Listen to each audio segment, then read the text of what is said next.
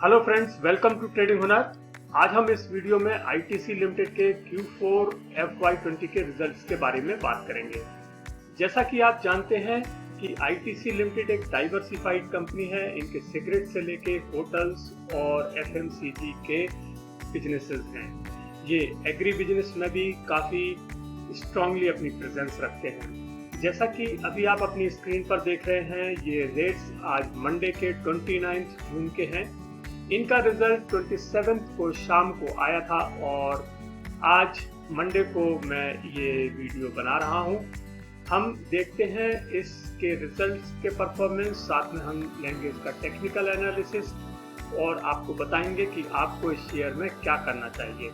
लेकिन एक नज़र हम हमेशा की तरह डालते हैं अपने एक साल के हिस्टोरिकल प्राइसेस पर, ताकि हमें ये पता चल सके कि इसके जो शेयर होल्डर्स हैं या जो इन्वेस्टर्स हैं उनको एक साल में अपने पोर्टफोलियो में इस शेयर की वजह से कितना फायदा हुआ है या कितना नुकसान हुआ है। तो हम डालते हैं एक नज़र एक साल के हिस्टोरिकल प्राइसेस पर। तो यहाँ पर हम देखते हैं कि एक साल पहले इसने 278.70 हाई बनाया था, जबकि आज हाई लगभग 203 है। इसका मतलब ये हुआ कि लगभग 27% का लॉस इसके शेयर होल्डर्स को इसकी शेयर होल्डिंग में हुआ है। लेकिन ये एक लॉन्ग टर्म प्ले है और ये एक लॉन्ग टर्म का शेयर है और इसके शेयर होल्डर्स इसको बखूबी जानते हैं कि इस तरह की जो प्राइस सप्रेशन होता है वो आगे जा करके नॉर्मलाइज भी हो जाता है।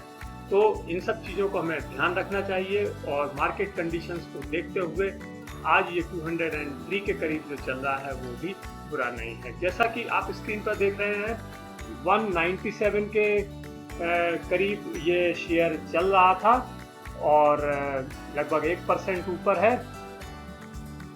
अब एक नज़र हम डालते हैं आज इसके एक टेक्निकल एनालिसिस पर, क्योंकि ये बहुत इम्पोर्टेंट हो जाता है हमें रिजल्ट के साथ देखने में। तो यहाँ पर हम यदि देखें इसका टेक्निकल एनालिसिस, तो यहाँ पर ये 50 डेज मूविंग एवरेज के नीचे चल रहा है। इसका 50 डेज मूविंग एवरेज मैं आपको जूम करके दिखाता हूँ, ये 219.93 पर है और ये आज थोड़ा सा बढ़ करके खुला था। गैप अप ओपनिंग हुई थी क्योंकि इसके रिजल्ट्स अच्छे आए थे, लेकिन उसके बाद में इसमें एक प्रकार से सेलिंग हुई और शेयर जो है वो प्रॉफिट बुकिंग के कारण थोड़ा सा नीचे आया और फिर भी ये 1% अभी ऊपर है जैसा कि हमने देखा था। और यहाँ पर जो 200 डेज मूविंग एवरेज है वो काफ़ी ऊपर है, 261.64 पर है। लेकिन हम यदि RSI इसका देखते हैं तो हम देखते हैं कि RSI एक ऊपर की ओर जा रहा है, 49 के करीब ये प्लेस है और ऊपर की ओर इसका पॉइंटर है। इससे हमें ये पता चलता है कि ये शेयर फिलहाल बॉटम आउट हो चुका है और ये ऊपर जाने की तैयारी में है, क्योंकि इसके वैल्यूएशन इस वक्त अच्छे हैं।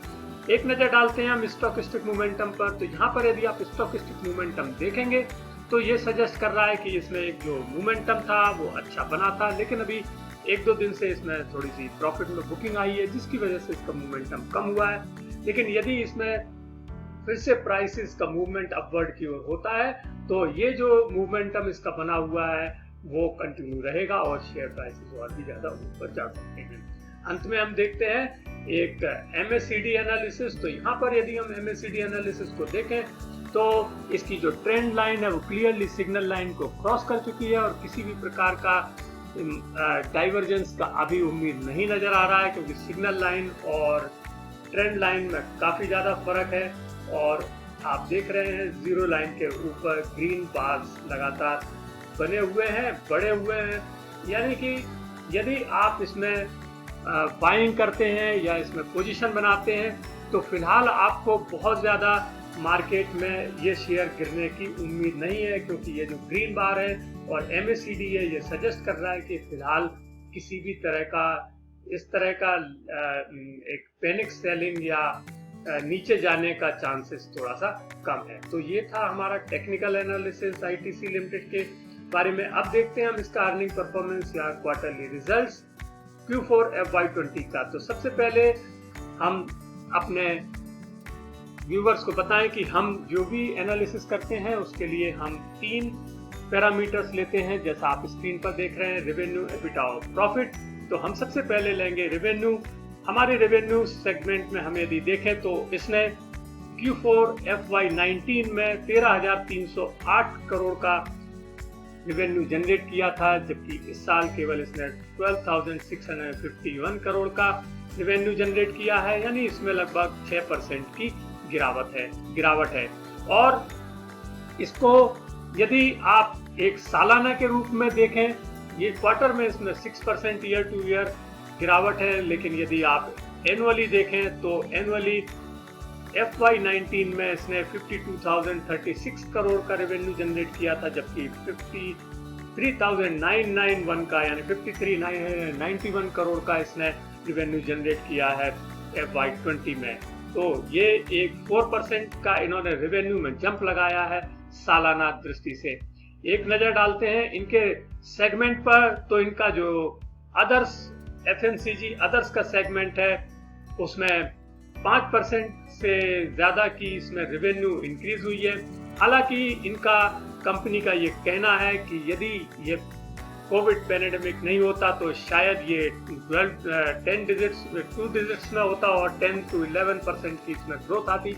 जहाँ तक एग्री बिजनेस की बात है, ये इन्होंने बहुत अच्छा किया है और इनका जो इसमें ग्रोथ है वो 15% का ग्रोथ आया है, क्योंकि इसमें इन्होंने बहुत अच्छी पोजीशन ले रखी है मार्केट में। ऑयल सीड्स, पल्सेस और इस तरह के जो प्रोडक्ट्स हैं लाइक स्पाइसेस, फ्रोजन श्रिम्प्स और फ्रोजन स्नैक्स, तो इसमें कंपनी ने बहुत अच्छी पोजीशन बनाई हुई है और इसमें 15% के करीब इनका रेवेन्यू ग्रोथ हुआ है। और इनका होटल बिजनेस, जो कि एक बहुत ही स्टेबल और बहुत ही प्रीमियम बिजनेस है, इसमें इन्होंने 19% की ग्रोथ की है रेवेन्यू में, और वहीं प्रॉफिट में इन्होंने 29% की ग्रोथ की है, जो कि बहुत ही अच्छा है। साथ में इन्होंने कहा है कि इनका जनवरी और फरवरी का जो मोमेंटम था वो बहुत ही अच्छा था, लेकिन कोविड-19 पैंडेमिक की वजह से ये मार्च में काफी ज्यादा खराब हो गया है। तो ये था रेवेन्यू का सेगमेंट आईटीसी का, हर तरह से अच्छा है, हालांकि थोड़ा सा 6% के करीब डाउन है। देखते हैं एबिटा और खर्चों की क्या पोजीशन है। तो यहाँ पर हम देखते हैं कि FY19 में 5,498 का इनका एबिटा इन्होंने जनरेट किया था, जो कि घट करके Q4 FY20 में 5,172 का रह गया है, यानी 6% के एबिटा में कमी आई है। और कंपनी ने जैसा कि बताया है कि इनका जो खर्चे हैं उसमें भी कमी आई है। लास्ट ईयर 8,779 करोड़ का खर्चा था, जबकि इस साल 8,485 करोड़ का खर्चा रह गया है। अब हम देखते हैं इसके प्रॉफिट के बारे में कि प्रॉफिट की क्या कंडीशन है।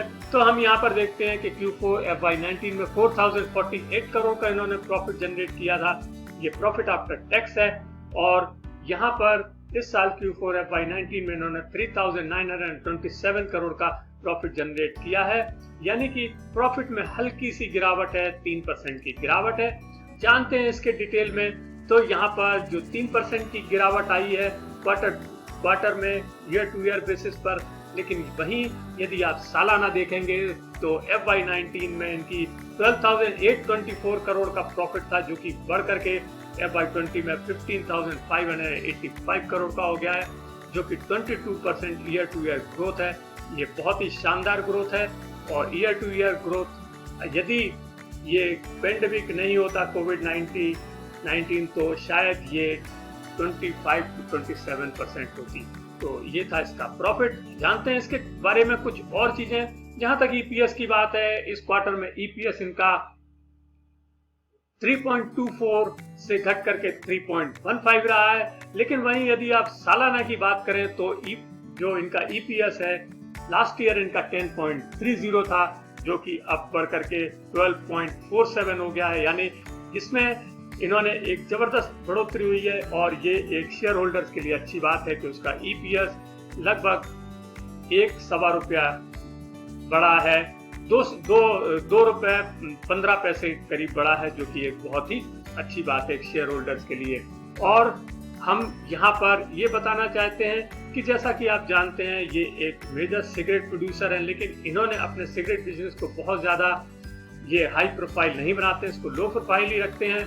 इसके बावजूद भी ये 46.46% का इसने रेवेन्यू दिया है इस साल, जबकि जो अदर सेगमेंट्स हैं FMCG अदर सेगमेंट वो 6% का रेवेन्यू देते हैं। और इन्होंने 2015-16 से इसका जो सिगरेट प्रोडक्शन है उस पर बहुत ज़्यादा ध्यान नहीं दिया है, बहुत ज़्यादा वो मार्केटिंग और उसमें वो उस बिजनेस को कम करना चाहते हैं, क्योंकि उस समय इनका जो रेवेन्यू था वो 63% रहा करता था, जो कि अब घट करके मैंने आपको बताया 46% रह गया है। तो ये है, लेकिन इसके बावजूद भी जो इनका अर्निंग्स का है एक शेयर है, वो अभी भी सिगरेट का लगभग 67% अर्निंग उनकी वहीं से आती है। तो ये था एक प्रॉफिट का, ईपीएस का, इन सब का एनालिसिस। अब देखते हैं हम इसको एक समरी में और देखते हैं कि क्या ये मार्केट एक्सपेक्टेशन के अनुरूप रहा है ये रिजल्ट। तो यहाँ पर हम देखेंगे कि रेवेन्यू 6% से कम हुई है, तो इसने मार्केट एक्सपेक्टेशन को मिस किया है।